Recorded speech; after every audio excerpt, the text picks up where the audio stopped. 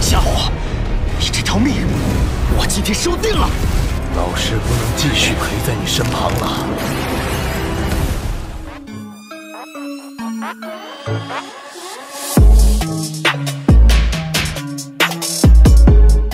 Halo para tetua, para pecinta Battleground Heavens dimanapun kalian berada.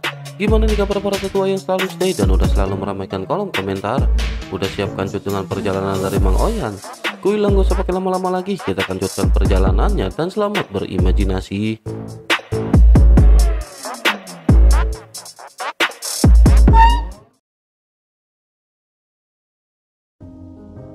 Cerita masih berkancut dengan Xiaoyan yang baru saja sampai di alam dewa kuno. Alam dewa kuno pada saat ini benar-benar tampak menyedihkan dengan tidak adanya kehidupan. Xiaoyan juga tidak bisa merasakan adanya satu aura pun di alam dewa kuno. Xiaoyan pun segera memerintahkan prajuritnya untuk segera memeriksa sekeliling dan melihat apakah ada yang aneh. Ratusan sosok pada akhirnya bergegas melesat dan mereka segera melakukan pencarian seperti penggulung karpet. Tampaknya tidak akan ada jejak yang luput dari pencarian orang-orang ini. Sementara itu Xiaoyan pada saat ini datang ke aula utama di atas dan setelah memasuki aula, gambar di sekeliling Xiaoyan membuat Xiaoyan sedikit terharu. Bekas pavilion Qianji sebenarnya pada saat ini dipenuhi dengan banyak potret. Semua ini adalah potret atau gambar Xiaoyan dengan ekspresi yang berbeda. Ada juga Xiaoyan yang tidak mengenakan pakaian apapun dan beberapa pakaian yang bahkan belum pernah dipakai oleh Xiaoyan. Melihat hal ini, Xiao Yueli yang mengikuti Xiaoyan juga pada saat ini tampak keheranan. Xiao Yueli pada akhirnya bergumam apakah ini semua dilukis oleh ibu angkatnya. Mendengar hal tersebut, Xiaoyan pun berkata dengan sedikit marah agar Xiao Yueli jangan menyebut Yang Mulia Ratu dengan sebutan ibu angkatnya. Xiao Yueli sedikit terdiam sebelum akhirnya segera kembali berbicara dengan menyebut Yang Mulia Ratu sebagaimana mestinya. Xiao Yueli berkata, tetapi Yang Mulia Ratu sepertinya sangat menyukai ayah. Xiaoyan tersenyum pahit dan berkata sebaiknya Xiao Yueli jangan berbicara omong kosong seperti ini di depan ibunya. Yang Mulia Ratu dan ayah tidak memiliki hubungan apapun selama ini. Xiao Yueli pada saat ini hanya terdiam mendengar apa yang baru saja dikatakan oleh Xiaoyan. Sementara itu Xiaoyan pada akhirnya menggelengkan gelapannya sebelum akhirnya Xiaoyan kembali melihat ke sekitar. Xiaoyan pada saat ini segera bertanya kepada Xiao Yueli apakah Xiao Yueli tahu kekuatan apa yang dimiliki oleh Yang Mulia Ratu. Xiao Yueli sedikit tertegun sebelum akhirnya mencubit dagunya dan tampak berpikir. Xiao Yueli lanjut berkata bahwa ia mendengar Raja Tianzang menyebutkan Yang Mulia Ratu memiliki kekuatan yang tidak terlalu kuat. Ia mungkin berada di level ketiga keabadian para dewa, tetapi ia tidak tahu itu benar atau tidak. Xiaoyan sedikit terkejut dan tanpa sadar bergumam apakah Yang Mulia Ratu begitu lemah. Mendengar apa yang digumamkan oleh Xiaoyan, Xiao Yueli segera mulai berbicara dengan tegas. Xiao Yueli berkata bahwa semua orang tahu Yang Mulia Ratu terkenal karena akalnya. Selain itu kekuatannya juga tentu saja cukup kuat. Terlebih lagi ayah pada saat ini bahkan belum memiliki kekuatan keabadian tingkat dewa. Xiaoyan hanya bisa tersenyum canggung setelah mendengar apa yang dikatakan oleh Xiao Yueli. Memang benar apa yang dikatakan oleh Xiao Yueli karena Xiaoyan bahkan belum bisa menerobos ke keabadian dewa. Oleh karena itu sesungguhnya keabadian dewa langkah ketiga bukanlah sesuatu yang lemah. Hanya saja musuh-musuh yang mereka hadapi pada saat ini juga tentu saja memiliki kekuatan yang kuat. Oleh karena itu kekuatan ini juga kurang cukup. Xiaoyan pun hanya bisa menghela nafas sebelum akhirnya Xiaoyan mengalihkan topik pembicaraan dan berkata bahwa Yang Mulia Ratu pada saat ini telah ditangkap. Raja Tianzang juga pada saat ini telah menghilang dan ini merupakan pertama kalinya ia benar-benar tidak memberikan kabar. Xiao Yueli pun mengerutkan kening dan ia pada akhirnya berkata mungkinkah mereka semua bekerja sama untuk menipu ayah dan Xiao Yueli. Xiaoyan pada saat ini mengabaikan perkataan Xiao Yueli dan malah balik bertanya apakah Xiao Yueli tahu kekuatan dari Raja Tianzang. Xiao Yueli pun menjelaskan bahwa kekuatan Raja Tianzang ini setelah blokade sensi dibuka sepenuhnya telah menembus keabadian langkah ketiga. Selanjutnya ia mendengar bahwa Raja Tianzang telah menyentuh tingkat keempat keabadian para dewa.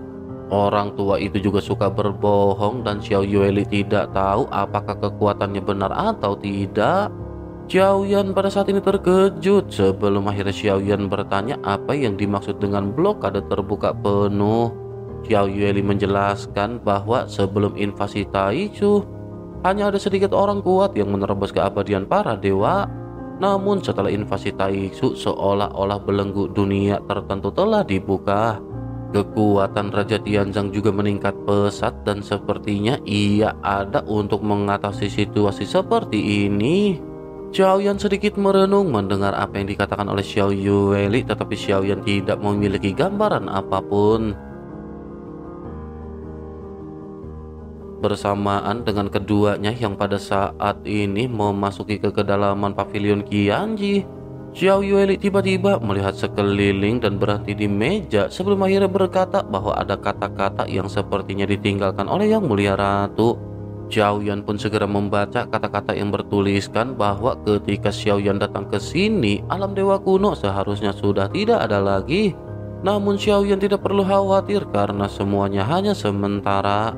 Tinggalkan sensi untuk sementara waktu dan jangan melangkah lebih jauh, dan sebaiknya Xiao Yan pergi ke dunia pegunungan dan lautan. Dengan begitu maka Xiao Yan akan bisa menerobos keabadian para dewa.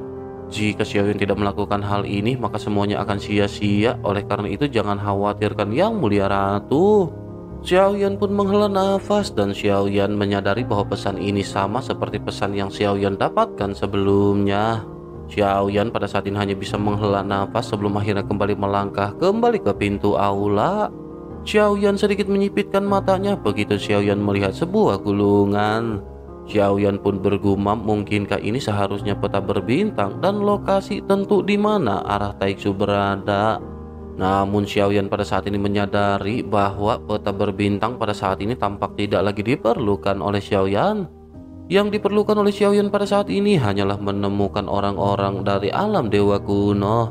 Xiao Yan pun terus menjelajah dan bersama dengan hal tersebut, tiba-tiba angin sepoi-sepoi bertiup menyebabkan seluruh tubuh Xiao Yan gemetar. Secara logika seharusnya tidak ada angin di kehampaan jika tidak ada sosok yang terbang. Bersama dengan hal tersebut, beberapa gambaran muncul kembali di benak Xiao Yan seperti apa yang dilihat Xiao Yan di bintang sampah sebelumnya. Gambaran-gambaran ini muncul di benak Xiao Yan begitu saja seolah-olah itu adalah sebuah kenangan. Xiao Yan pada saat ini merasa bahwa apa yang dilihat oleh Xiao Yan ini sangat nyata, seolah-olah Xiao Yan terjerembab ke dalamnya. Xiao Yan berada di luar alam dewa kuno dengan melihat ratusan kapal dewa Taichu yang sangat perkasa. Begitu mereka tiba, sejumlah besar prajurit Taichu berkerumun membentuk massa hitam besar. Sinar pemusnahan yang lebih kuat meledak dari dewa Taichu dan langsung menuju ke pertahanan alam dewa kuno. Ledakan seketika terjadi dengan hampir ratusan sinar pemusnahan yang dilesatkan oleh dewa Taichu. Xiao Yan terkejut melihat pemandangan ini dan pertempuran tampaknya telah terjadi antara alam dewa kuno dan Taichu. Namun mengapa ketika Xiao Yan memasuki alam dewa kuno, Xiao Yan tidak melihat adanya jejak pertempuran? Gambaran di hadapan Xiao Yan kembali berubah dan pertempuran antara kedua belah pihak pada saat ini hendak pecah. Sejumlah besar sosok muncul di alam dewa kuno dan meskipun jumlah mereka tidak sebanyak Taichu, kekuatan tempur mereka pada saat ini tampak begitu mengagumkan. Sosok Yang Mulia Ratu juga pada saat ini muncul di antara mereka dan pemimpin perang yang berhadapan dengan Yang Mulia Ratu bukanlah Su Qiantai. Hal ini seketika menunjukkan bahwa Su Qiantai belum datang ketika pertempuran ini terjadi. Xiao Yan menatap ke arah tiga sosok yang pada saat ini terlihat mengepung Yang Mulia Ratu. Sedikit basa-basi di antara mereka pada saat ini terjadi. Yang Mulia Ratu dengan ekspresi acuh tak acuh tidak menanggapi perkataan mereka dan pertempuran seketika dimulai. Selanjutnya gambaran kembali berubah dengan Yang Mulia Ratu yang tampaknya telah memenangkan pertempuran. Namun meskipun begitu, Yang Mulia Ratu pada saat ini tampak terlihat kelelahan. Sementara itu di sisi lain, ketiga sosok yang menyerang tampaknya masih memiliki kartu truf terkuat mereka untuk bergabung. Melihat Yang Mulia Ratu yang pada saat ini tampak benar-benar telah mencapai batasnya, salah seorang di antara mereka segera berteriak meledek mengapa Yang Mulia Ratu hanya mampu melakukan hal ini. Jika begitu permasalahannya, maka mereka bersaudara akan bersikap kasar kepada Yang Mulia Ratu. Begitu selesai berbicara, sosok lainnya pada saat ini tertawa terbahak-bahak menatap ke arah Yang Mulia Ratu. Namun begitu mereka hendak melakukan serangan, tiba-tiba teriakan tajam keluar dari Dewa Taiksu. Tawa sosok-sosok ini seketika berhenti bersamaan dengan suara yang menggelegar. Suara tersebut berkata bahwa mereka benar-benar pecundang karena mereka berani bersikap kasar kepada Yang Mulia Ratu. Sosok-sosok ini seketika semuanya mundur melihat sesosok yang pada saat ini melangkah maju. Mereka segera dipenuhi dengan ekspresi penuh rasa hormat. Mereka segera berkata bahwa mereka menyadari kesalahannya dan mereka meminta ampun kepada Yang Mulia. Menanggapi hal tersebut, sesosok berjubah putih pada saat ini melambaikan tangannya dan sosoknya kembali melangkah maju. Begitu mendekati Yang Mulia Ratu, sosoknya segera memperkenalkan diri bahwa ia adalah Xuan King dan ia merupakan Yang Mulia Taiksu. Ia sudah lama sekali mengagumi Yang Mulia Ratu dan ia datang ke sini hanya untuk mengundang Yang Mulia Ratu untuk berbincang-bincang. Yang Mulia Ratu menatap ke arah Xuan King yang pada saat ini tersenyum dan berkata dengan lembut. Xuan King pada saat ini lanjut berkata, jika Yang Mulia Ratu ikut dengannya, tidak akan ada satupun di antara mereka yang akan terluka. Taiksu juga akan segera menarik pasukannya dan tidak akan terjadi pertempuran di antara mereka. Mendengar apa yang dikatakan oleh Xuan King, Yang Mulia Ratu pada saat ini sedikit tertegun dan berpikir. Selanjutnya dengan sedikit ragu-ragu, Yang Mulia Ratu kembali menatap ke arah Xuan King. Yang Mulia Ratu pun berkata agar Xuan King pada saat ini mundur terlebih dahulu. Xuan King pun tersenyum mendengar apa yang dikatakan oleh Yang Mulia Ratu dan sosoknya seketika mundur. Ia juga melambaikan tangannya dan jutaan prajurit Taiksu pada saat ini mundur seperti air pasang. Namun pada saat yang bersamaan, Yang Mulia Ratu tiba-tiba melangkah maju dengan kakinya dan kecepatannya sangat cepat. Ia muncul di depan Xuan King hampir seketika. Telapak tangan putihnya terulur dan mencubit leher Xuan King dengan erat. Adegan ini menyebabkan beberapa orang di sekitar bergegas maju dan segera mengambil tindakan terhadap Yang Mulia Ratu. Yang Mulia Ratu berteriak dengan keras, jika mereka melangkah lebih dekat maka jiwanya akan musnah. Xuan King pada saat ini tampak tidak memiliki ekspresi apapun dan sepertinya tidak takut dengan Yang Mulia Ratu. Xuan King pun segera berkata bahwa ia mendengar Yang Mulia Ratu adalah orang pintar yang langka di dunia sensi. Dengan begitu tentu Yang Mulia Ratu tahu bahwa membunuh Xuan King hal tersebut tidak akan menimbulkan banyak arti. Ketenangan yang ditimbulkan dari Xuan King pada saat ini membuat mata Yang Mulia Ratu sedikit menyipit. Xuan King pada saat ini lanjut berkata bahwa sesungguhnya Taiksu pada saat ini mengetahui semua rahasia sensi. Tujuannya datang ke sini hanyalah untuk berbicara kepada Yang Mulia Ratu karena sepertinya ada sesuatu yang harus diketahui oleh Yang Mulia Ratu. Sama seperti sensi yang memiliki kekurangan dan kelebihan, Taiksu juga pada saat ini memiliki sebuah kekurangan. Yang Mulia Ratu seketika mengerutkan kening mendengar apa yang baru saja dikatakan oleh Xuan King. Yang Mulia Ratu bertanya mengapa ia ingin memberitahu Yang Mulia Ratu mengenai kekurangan Taiksu. Apakah ia mencoba untuk memberontak melawan Taiksu? Xuan King pada saat ini dengan masih tersenyum memandang ke arah Yang Mulia Ratu dengan penuh arti.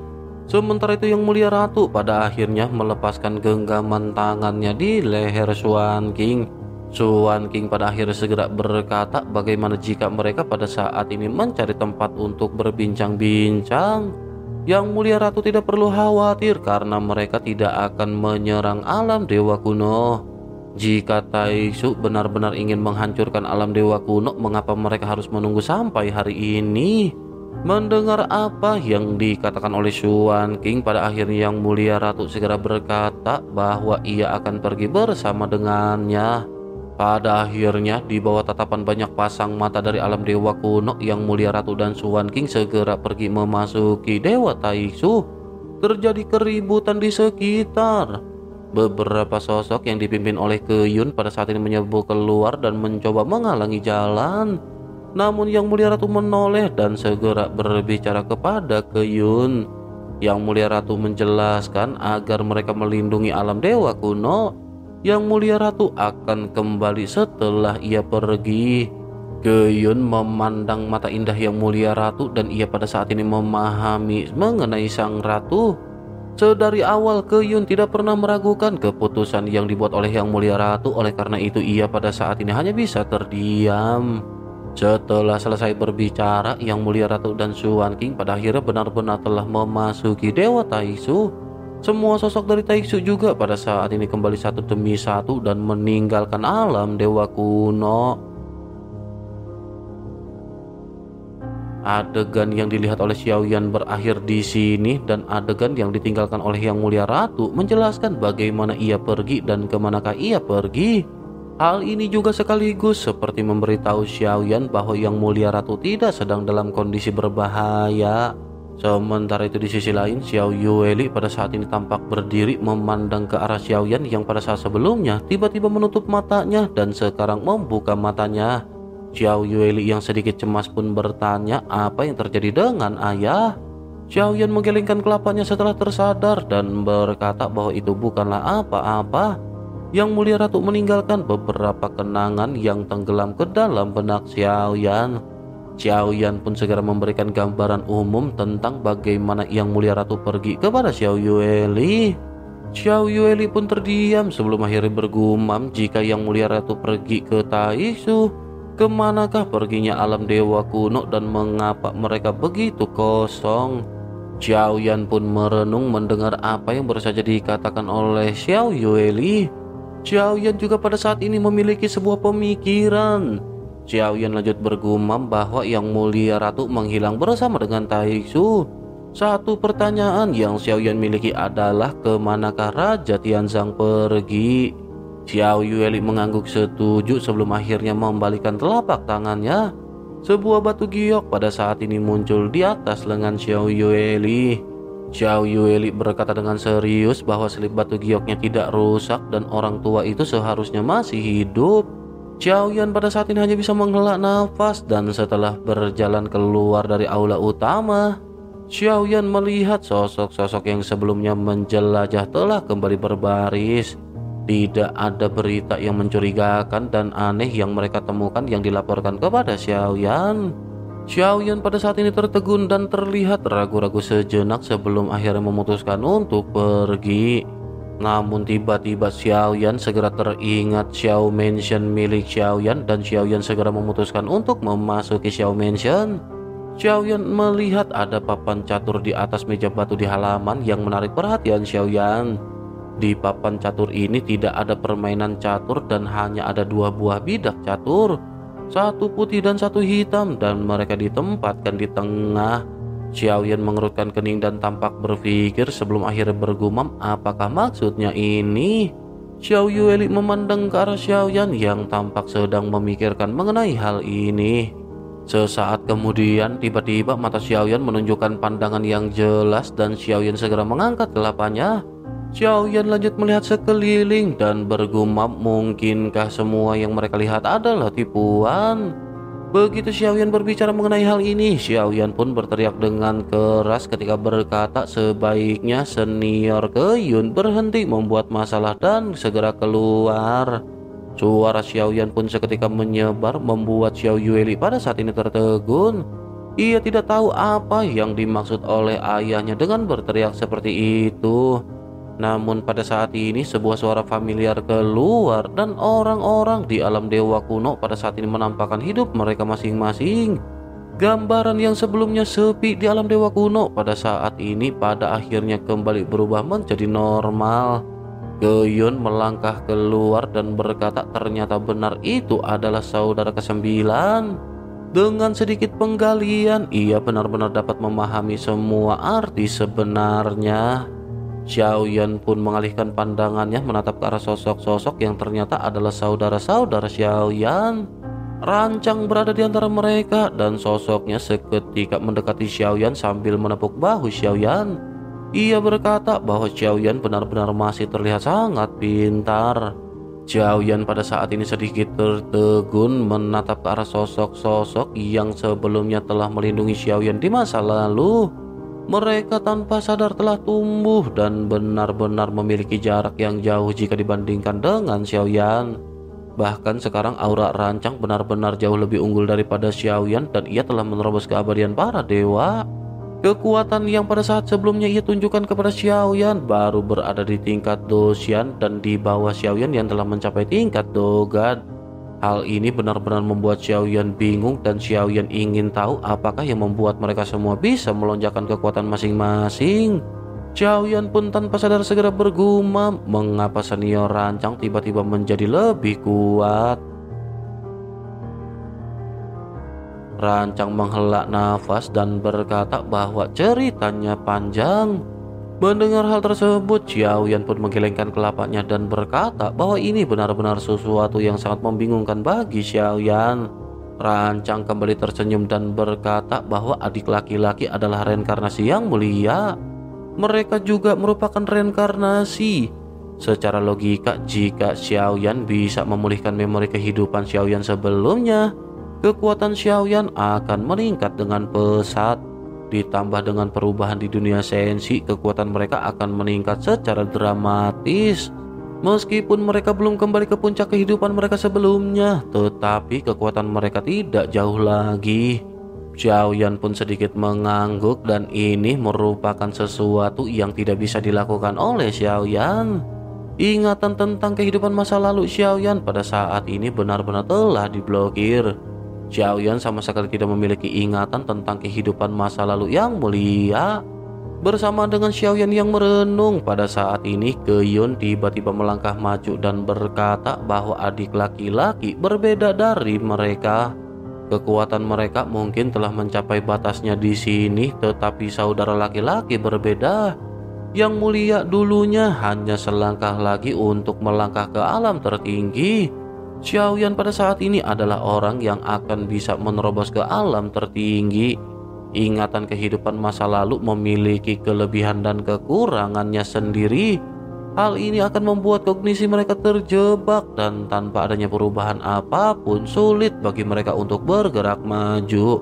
Rancang tiba-tiba menatap ke arah Keyun dan bertanya apakah itu memang benar. Keyun menganggukkan kelapanya dan menjelaskan bahwa semua itu memang benar. Dengan ingatan di kehidupan masa lampau, seseorang akan menyadari terlalu banyak hal dalam sekejap. Namun sesungguhnya wawasan ini mungkin tidak akan baik bagi sosok tersebut. Apa yang terjadi di kehidupan sebelumnya sesungguhnya sama saja dengan di kehidupan kali ini. Oleh karena itu adalah hal yang baik bagi Keyun untuk tidak memiliki ingatannya di kehidupan sebelumnya. Ini jugalah yang membuat Keyun berpikir bahwa apa yang dilakukan oleh Yang Mulia ini tidak dilakukan dengan tidak sengaja. Apa yang dilakukan oleh Yang Mulia ini terasa lebih masuk akal dan lebih memiliki manfaat kepada Xiaoyan. Dalam waktu singkat, adik laki-laki telah mencapai langkah ke-9 dari keabadian Kaisar dan hanya selangkah lagi menuju ke keabadian para dewa. Ia berpikir saudara laki-laki pasti telah menemui belenggu terobosan dan merasakan kebingungan dengan terobosan tersebut. Xiaoyan terkejut mendengar apa yang dikatakan oleh Keyun dan segera menangkupkan tangannya. Xiaoyan berkata bahwa junior benar-benar ingin meminta nasihat kepada senior. Keyun pun tersenyum dan kembali menjelaskan bahwa dalam hal terobosan, keabadian setiap para dewa ini benar-benar berbeda. Aturan yang mereka pahami juga berbeda dan metodenya juga berbeda. Meskipun Keyun tidak bisa memberikan Xiaoyan panduan khusus, menilai dari keadaan saudara laki-laki itu akan memakan waktu untuk menerobos keabadian para dewa. Terlebih lagi jika berada dalam keadaan cemas, terlalu bersemangat untuk sukses dan ingin mendapatkan keuntungan instan, Sulit bagi seseorang untuk memahami dengan jelas kekuatan aturan-aturan tersebut. Menghadapi hal tersebut, Xiaoyan pada saat ini tampak masih memiliki ekspresi yang dipenuhi dengan kebingungan. Sementara itu seseorang pada saat ini bertanya kepada Keyun apakah menerobos keabadian para dewa adalah masalah menguasai aturan tertentu. Keyun pun mengangguk dan menjelaskan bahwa hal tersebut bisa dibilang seperti itu, tetapi bisa juga bagi seseorang untuk menguasai banyak aturan. Adik lelaki memiliki jantung guntur dan jantung api, dan keduanya adalah kekuatan asli dan mengandung kekuatan aturan. Dengan begitu, maka dua kekuatan ini akan bisa dikuasai. Kalimat ini seketika membuat Xiaoyan langsung terbangun mengenai apa yang tidak pernah terfikirkan oleh Xiaoyan. Sementara itu Keyun lanjut menjelaskan bahwa Xiaoyan bisa menggunakan sesuatu untuk diubah dari hal yang biasa menjadi luar binasa. Xiaoyan bisa menggunakan pikiran untuk mengubah sesuatu yang biasa. Jika Xiaoyan ingin memahami kekuatan aturannya, Xiaoyan harus melihatnya dengan pikiran yang biasa. Xiaoyan pun sedikit tertegun mendengar apa yang baru saja dikatakan oleh Keyun. Kata-kata Keyun ini benar-benar merubah perspektif Xiaoyan terhadap terobosan keabadian para dewa. Namun sesaat kemudian Xiaoyan tiba-tiba kembali teringat Yang Mulia Ratu dan mulai berbicara kepada Keyun. Xiaoyan menjelaskan bahwa menerobos keabadian para dewa adalah hal kecil. Yang terpenting pada saat ini bukankah mengenai penyelamatan Yang Mulia Ratu? Keyun pun sedikit mengangguk dan berkata bahwa apa yang dikatakan oleh adik laki-laki memang benar. Tampaknya ia pada saat ini benar-benar telah melupakan Yang Mulia Ratu. Sementara itu di sisi lain, Ye Feiyu yang tampak telah tumbuh menjadi wanita cantik pada saat ini segera bertanya kepada Xiaoyan di manakah asal mereka bermula. Xiaoyan segera menoleh ke arah yang ditunjuk oleh Ye Feiyu yang merupakan prajurit yang dibawa oleh Xiaoyan. Xiaoyan pun segera menjelaskan bahwa mereka adalah 50.000 prajurit dari alam iblis keabadian kuno. Mereka semua juga merupakan keabadian para dewa yang dibawa oleh Xiaoyan. Yang terkuat di antara mereka merupakan langkah ketiga keabadian kaisar, dan begitu mendengar hal ini, sosok-sosok di sekitar seketika terkejut. Mereka tanpa sadar bergumam bahwa jumlah ini benar-benar merupakan jumlah yang luar binasa. Jika mereka bersatu dengan alam dewa kuno, mungkin mereka akan bisa menerobos pertahanan Taiksu. Menanggapi hal tersebut, Keyun segera menjelaskan bahwa mungkin akan ada peluang untuk menang jika mereka menghadapi musuh sebelumnya. Namun pada saat ini ada kabar bahwa orang kuat telah tiba di Taiksu. Ia adalah mantan Raja Taiksu dan kekuatannya tidak bisa diketahui. Dengan begitu maka akan sangat sulit bagi mereka untuk melakukan pertempuran dan mereka tidak bisa terburu-buru. Begitu selesai berbicara, Keyun pada saat ini segera menoleh ke arah Xiaoyan dan menjelaskan bahwa ada sekitar 10.000 keabadian para dewa di alam dewa kuno. Keyun adalah yang terkuat di antara mereka dan kekuatannya hanya berada di langkah ketiga keabadian para dewa. Ia dapat menarik kekuatan dari 4 sumber. Selain itu hanya ada sedikit orang kuat di alam dewa kuno. Hanya ada sedikit di langkah ketiga keabadian para dewa, dan dengan begitu mereka akan kesulitan di dalam pertempuran. Terlebih lagi mereka juga tampak takut dengan mantan Raja Taiksu yang dikabarkan baru saja sampai ke Senshi. Jika mereka melakukan pertempuran dengan sosok-sosok ini, mungkin mereka tidak akan bisa bertahan dari gempuran. Mendengar hal tersebut, Xiao Yueli tiba-tiba berbicara bahwa mereka telah bertempur melawan orang ini. Keyun dan yang lainnya terkejut dan seketika menatap ke arah Xiao Yueli. Begitu menyadari keberadaan Xiao Yueli, mereka segera menangkupkan tangannya dengan penuh hormat ke arah Xiao Yueli. Dengan serempak mereka berkata bahwa mereka memberi hormat kepada Ratu Dunia Bawah. Xiao Yueli pada saat ini tampak acuh tak acuh, sementara Xiaoyan melambaikan tangannya dan menjelaskan bahwa mereka tidak perlu terlalu sopan. Panggil saja ia dengan sebutan Yueli karena ia adalah putri Xiaoyan. Secara logika saudara tertua adalah yang lebih tua dan merupakan senior. Ke Yun pada saat ini hanya bisa tersenyum pahit. Tetapi ketika kembali bertanya kepada Xiao Yueli, sosoknya sama sekali tidak bisa menyembunyikan rasa hormatnya. Ke Yun lanjut bertanya apakah Yang Mulia Ratu Dunia Bawah sebelumnya menjelaskan bahwa mereka telah bertempur melawan Taiksu dan mantan Raja Taiksu. Xiao Yueli sedikit mengangguk dan berkata bahwa kekuatannya berada di langkah kelima keabadian para dewa. Tetapi meskipun begitu, sepertinya jantung kaisar yang ia miliki tidak stabil. Selain itu, ia juga memiliki banyak metode dan membuat Xiao Yueli benar-benar berada dalam bahaya. Mendengar hal ini, Ke Yun dan yang lainnya tiba-tiba menghirup udara dingin. Suasana seketika benar-benar langsung dipenuhi dengan kesunyian. Namun sesaat kemudian, Ke Yun pada saat ini segera berkata jika kekuatannya berada di langkah kelima keabadian para dewa.